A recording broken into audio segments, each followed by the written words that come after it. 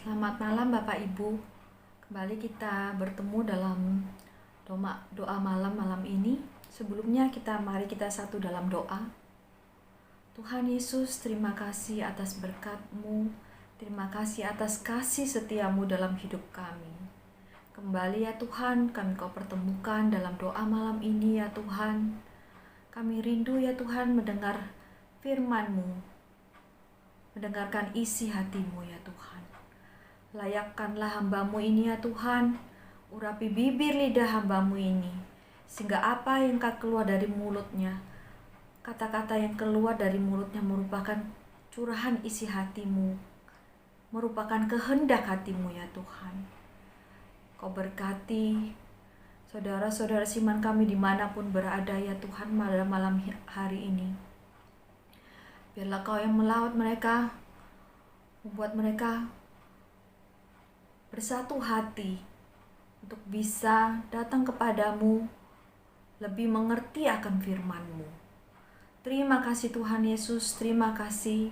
Kami menyerahkan segalanya ke dalam tangan kasih-Mu, dan hanya di dalam nama Tuhan Yesus Kristus kami sudah berdoa. Haleluya, amin. Shalom Bapak Ibu sekalian. Kembali kita bertemu dalam doa malam. Pada malam hari ini saya akan sharing tentang proses Tuhan. Bagaimana Tuhan memproses setiap kita. Bagaimana cara Tuhan, apa yang diinginkan Tuhan dalam setiap proses dalam hidup kita.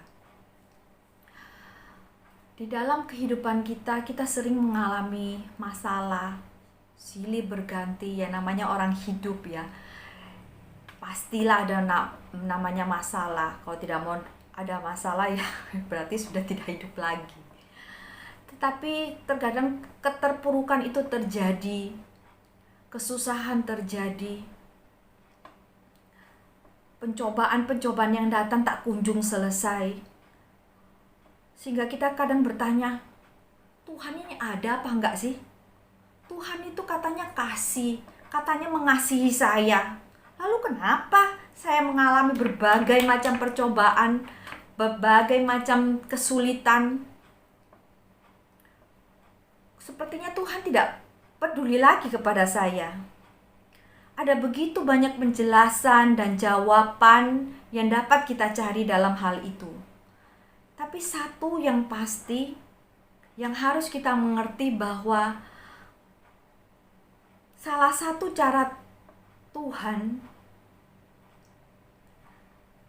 yaitu Tuhan mengizinkan kesulitan-kesulitan yang kita alami, karena Tuhan memakai cara itu untuk apa? Untuk memproses kita. Tuhan tidak pernah berkata bahwa langit akan selalu biru. Tuhan tidak pernah juga berkata bahwa jalan akan selalu rata jika kita mengikut Tuhan. Kita harus paham dan mengerti apa yang dibalik semua ini. Di balik masalah yang kita hadapi, kita harus mengerti apa maksud Tuhan. Sehingga kita kelak tidak sakit hati kepada Tuhan. Ya wes, tidak usah Tuhan-Tuhanan lah. Toh aku ikut Tuhan, aku juga menderita. Jangan sampai begitu ya Bapak Ibu. Kesulitan yang kita hadapi, masalah yang kita hadapi, yaitu adalah sebuah proses Tuhan yang nantinya bertujuan untuk sesuatu yang indah. Yaitu apa? Tuhan memberikan dan mengizinkan masalah yang ada dalam hidup kita, dalam setiap proses kita itu untuk apa? Satu, untuk menarik kita semakin dekat kepada Tuhan. Mari kita baca dalam Mazmur 34 ayat 19. Tuhan itu dekat kepada orang-orang yang patah hati, dan Ia menyelamatkan orang-orang yang remuk jiwanya. Saudara-saudara, ketika kita di dalam lembah kekelaman, merasa sendiri, merasa terpuruk, merasa sudah buntu, tidak punya jalan keluar, justru kita akan merasa terdorong untuk mendekat kembali kepada Tuhan, kembali merasakan kasih-Nya, kembali merasakan hadirat-Nya yang dalam. Tuhan tidak pernah meninggalkan orang-orang yang datang kepadanya dengan hancur hati. Justru Tuhan memeluk mereka, memberikan kekuatan, kembali memberikan penghiburan. Sehingga kesulitan-kesulitan yang kita alami bisa jadi menjadi caranya untuk membuat kita kembali mendekat kepadanya. Seperti dalam kisah Yusuf, Tuhan bisa saja melepaskan Yusuf. Mudah kok bagi Tuhan. Tuhan juga bisa dengan mudah membebaskan Daniel dari lubang singa. Tapi Tuhan tidak memilih langsung melakukan semua itu. Kenapa?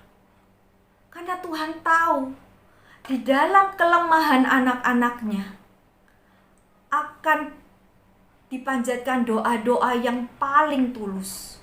Dan Tuhan suka itu. Doa-doa yang merupakan penyerahan diri kepada Tuhan. Sama seperti ilustrasi jika kita berjalan lurus kita jalan di jalan lurus, lempeng, cuma lihat kanan kiri, ya sudah kanan kiri. Tetapi ketika ada batu yang dilempar dari atas ke bawah, tuh apa ya ini? Kita baru lihat ke atas. Siapa yang lempar? Ada apa? Seperti itu bukan? Begitu pula dengan kejadian kalau kita mengalami masalah. Tuhan seperti melemparkan sebuah batu kepada kita supaya kita kembali menengok ke atas, kembali memandang wajah, mencari hadirat-Nya. Sehingga di dalam hadirat-Nya, di dalam kedekatan kita, keintiman kita dapat kembali merasakan kasih-Nya yang luar biasa, mendapatkan kekuatan. Kemudian yang kedua, untuk apa Tuhan memproses kita? Proses yang Tuhan izinkan terjadi dalam hidup kita, yaitu yang kedua, untuk membentuk karakter Kristus di dalam kita.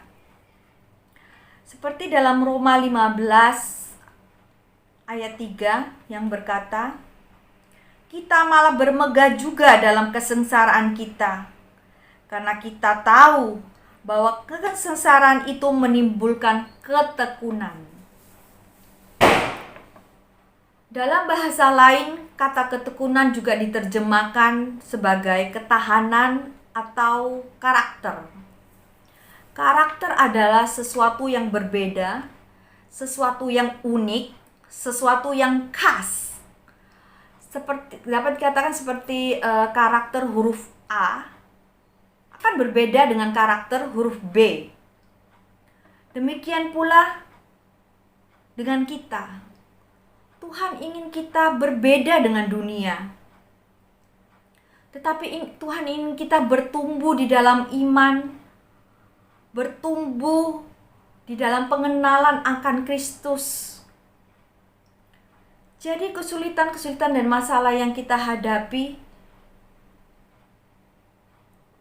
seperti untuk mengukur sejauh mana iman kita, sejauh mana kita dapat mengatasi, mengalami Tuhan dalam setiap masalah kita.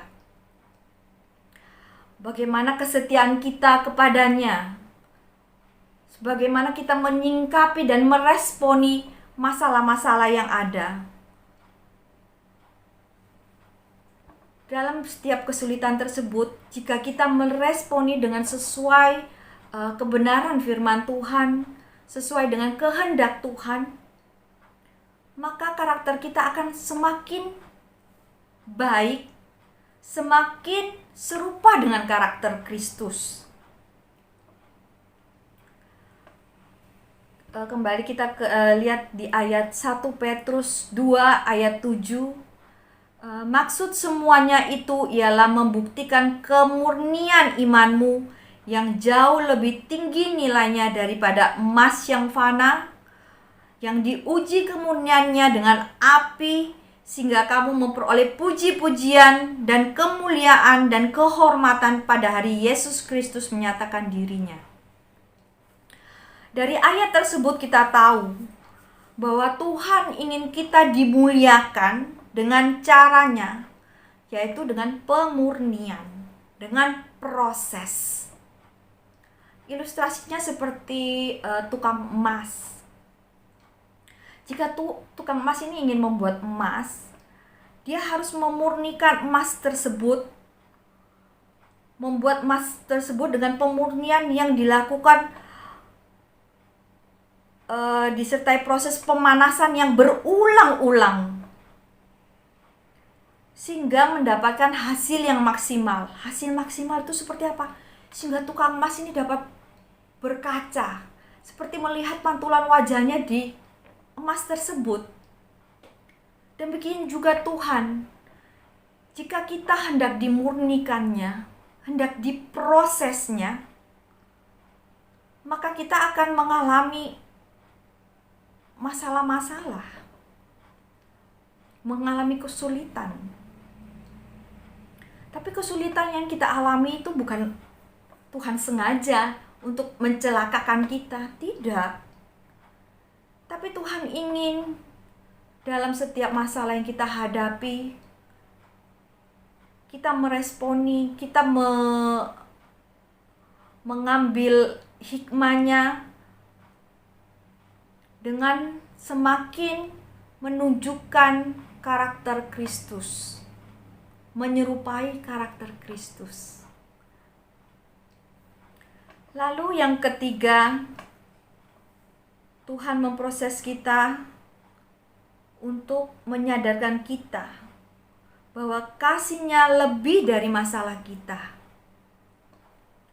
Dalam 2 Korintus 12 ayat 9, sebab justru dalam kelemahanlah kuasaku jadi sempurna. Tuhan berkata demikian. Jadi seringkali dalam masalah itu kita, ya Tuhan, aku berserah. Berserah itu sudah tidak mampu berbuat apa-apa lagi. Berserah kepada Tuhan. Maka kemudian Tuhan turun tangan. Tuhan bekerja. Seperti kakak saya. Dulu dia untuk mempunyai anak itu agak susah karena PCOS. 4 tahun dia bergumul untuk mempunyai momongan. Sampai sudah suntik hormon, ke dokter sana, ke dokter sini. Terus akhirnya sudah merasakan sakit, mulai merasakan jenuh. Akhirnya dia stop, tidak melakukan apa-apa, sudah dia pasrah saja. Pada saat dia sudah pasrah, tidak melakukan apa-apa, usaha apa-apa, tiba-tiba dia hamil. Di sinilah kita dapat melihat ketika kita sudah, Tuhan, aku pasrah kepadamu, biarlah Kau yang bekerja. Kuasa Tuhan akan menjadi sempurna. Jadi masalah yang ada itu merupakan kelemahan kita. Kita dapat melihat kelemahan kita. Tetapi dalam masalah itu kita dapat melihat kebesaran Tuhan. Betapa Tuhan itu lebih besar dari masalah kita.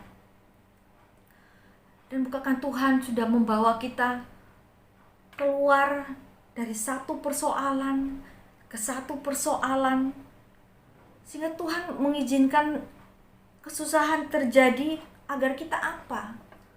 Agar kita juga dapat melek mata, sadar bahwa Tuhan itu adalah Allah yang tidak pernah meninggalkan kita. Kasih-Nya sangat terbukti, bahkan Dia rela mati di kayu salib untuk kita. Itu karena apa? Karena Tuhan begitu mengasihi kita. Dia ingin menjaga kita. Masa sih jalan keluar dalam setiap masalah kita tidak sanggup Dia berikan?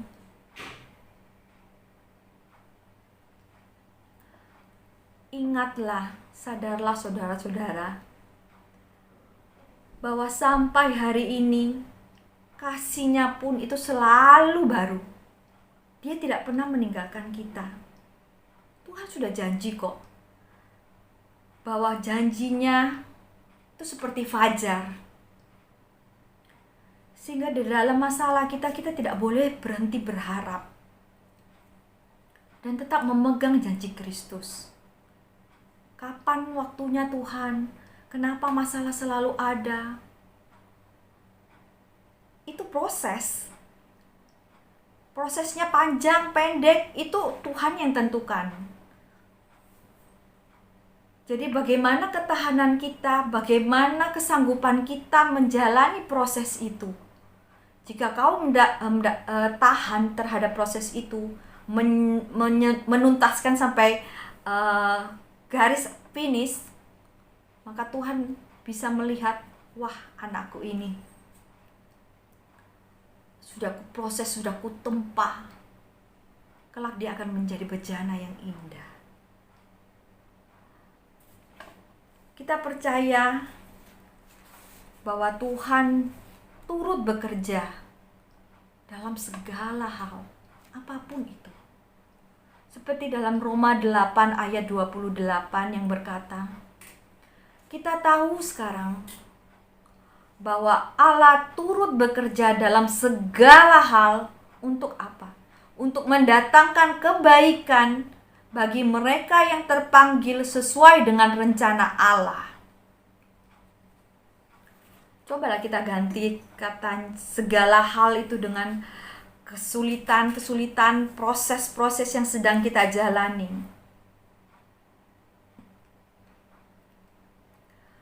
Percaya akan hal itu, lihatlah, kita akan alami kasih Tuhan yang luar biasa di dalam hidup kita. Karena Tuhan turut bekerja. Jadi proses yang ada, masalah yang ada, kita harus berusaha untuk menjalaninya, apapun itu. Aku tidak kuat, minta kekuatan pada Tuhan, kembali mendekat kepadanya. Aku tidak mampu Tuhan, kembali lihat bahwa Dia begitu mengasihi kita. Dia begitu peduli kepada kita sehingga mengorbankan nyawanya demi kita. Masa sih masalah itu tidak bisa Dia selesaikan? Saya akan tutup dengan satu kesaksian hidup saya. Di tahun 2017 saya diizinkan Tuhan mengalami suatu kejadian yang tidak mengenakan, dan saya tahu ini adalah bagian dari proses Tuhan dalam membentuk iman saya, kesetiaan saya, mental saya. Di tahun 2017 itu Tuhan izinkan kami mengalami penipuan, ya.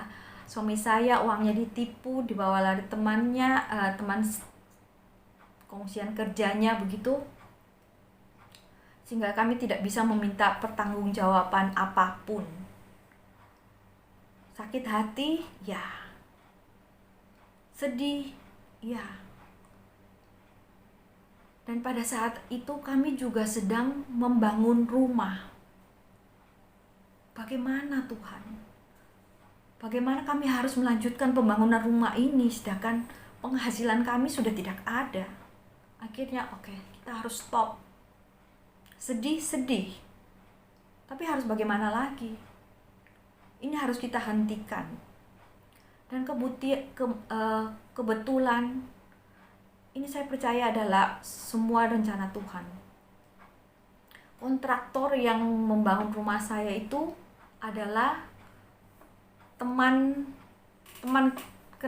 kami, teman baik kami lah, teman SMP, teman SMA. Sehingga kami ketika kami sudah mengatakan bahwa kami tidak bisa melanjutkan pembangunan, sementara itu sudah ada pembangunan yang sudah dilakukan. Untung teman saya ini berkata, dia mengizinkan kami untuk menyicil sisanya. Kemudian bahan-bahan yang sudah dibeli seperti besi itu dapat dikembalikan free of charge. Biasanya gitu dia kenakan. Di sini saya melihat Tuhan luar biasa. Walaupun saya mengalami kesusahan sedemikian, toh saat ini saya masih dapat hidup.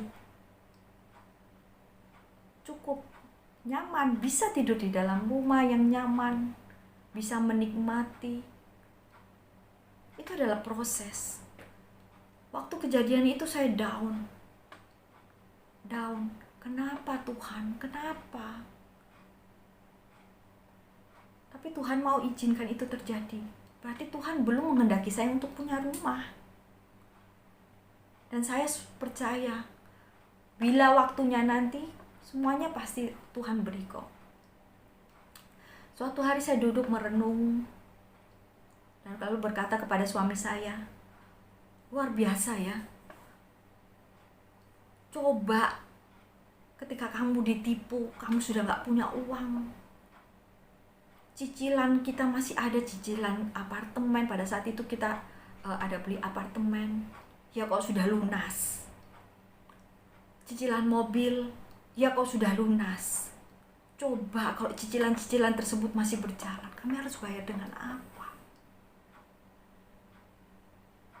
Di sini kita bisa melihat saya mendapatkan suatu kekuatan dan iman percaya saya bertumbuh bahwa di balik semua ini Tuhan turun bekerja untuk mendatangkan kebaikan. Ya pada saat ini saya belum lihat karena saya belum memiliki rumah, tapi saya masih dapat tinggal dalam sebuah rumah dalam keadaan nyaman. Itu sebuah anugerah, itu kemurahan Tuhan. Dan saya sampai berkata begini, Tuhan itu luar biasa. Dia tidak pernah mengizinkan kita jatuh dalam masalah. Tapi dia tidak pernah mengizinkan kita jatuh sampai tergeletak. Ada tangannya yang menopang kita. Ada tangannya yang menguatkan kita. Demikian juga dalam kehidupan sehari-hari. Di tengah pandemi ini semuanya mengalami kesulitan.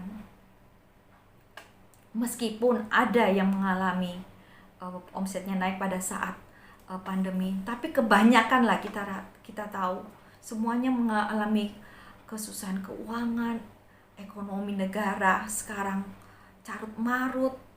Inflasi di Amerika saya tahu itu semakin tinggi. Perang terjadi. Keadaan tidak semakin baik. Hidup kita pun, kalau kita dalam keadaan sekarang hidup baik-baik saja, puji Tuhan, bersyukur. Tetapi namanya manusia, kita tidak akan luput dari masalah. Entah itu masalah kecil, entah itu masalah besar. Ya toh itu tetap masalah. Tapi Tuhan ingin dari masalah itu kita belajar mengenal Dia, kembali dekat kepada Tuhan. Kita harus berusaha mengikis segala kesombongan kita, membentuk karakter kita semakin menyerupai Tuhan. Kita harus percaya bahwa kasih-Nya melebihi dari apapun. Sehingga dalam kita mengalami masalah, menjalani masalah-masalah yang ada, kita mempunyai kekuatan. Kita punya Tuhan di atas segala Tuhan. Kita punya Tuhan yang besar. Masalah yang ada adalah proses. Berkatalah, nikmatilah proses itu. Susah, berat, susah. Tidak bisa makan, aku tidak bisa makan Tuhan. Bagaimana aku bisa menikmati? Kamu tidak bisa makan, tapi kamu bisa tinggal di dalam rumah tidak kehujanan, bersyukur. Di luar sana banyak orang yang tidak punya rumah, tidur di kolong jembatan. Kau tidak bisa makan sehari saja sudah mengeluh. Tidak sarapan pagi saja mengeluh. Jangan, Bapak Ibu. Mari kita kembali mengenal Tuhan kita, percaya akan Tuhan kita. Proses yang kita alami, Tuhan izinkan dengan tujuan yang baik. Dan semuanya itu di balik itu adalah indah. Percayalah. Terima kasih. Demikian khotbah saya. Mari kita tutup di dalam doa. Terima kasih Tuhan, terima kasih atas firman-Mu. Kini kami tahu ya Tuhan, proses yang kami jalani, masalah-masalah yang kami jalani, kesulitan, kesusahan, keterpurukan yang kami alami itu merupakan proses-Mu ya Tuhan. Proses yang akan membentuk kami, proses yang akan membawa kami lebih dekat kepada Engkau. Proses yang membuat kami melihat begitu besar kasih-Mu dalam hidup kami. Terima kasih Tuhan, terima kasih Tuhan. Bantu kami untuk menjalani setiap proses hidup kami. Kami percaya Tuhan, musim akan selalu berganti. Tapi penyertaan Tuhan senantiasa sempurna dalam hidup kami. Tuhan Allah yang setia dan tidak pernah meninggalkan kami. Terima kasih Tuhan Yesus, terima kasih. Kami mau menyerahkan hidup kami ke dalam tangan kasih-Mu. Bentuk kami ya Tuhan dalam setiap proses kami. Biar karakter Kristus itu semakin terbentuk dalam hidup kami, dalam diri kami. Sehingga nama-Mu lah yang akan dimuliakan. Terima kasih Tuhan Yesus, terima kasih. Hanya di dalam nama Tuhan Yesus Kristus kami sudah berdoa dan mengucap syukur. Haleluya, amin. Selamat malam, Tuhan Yesus memberkati.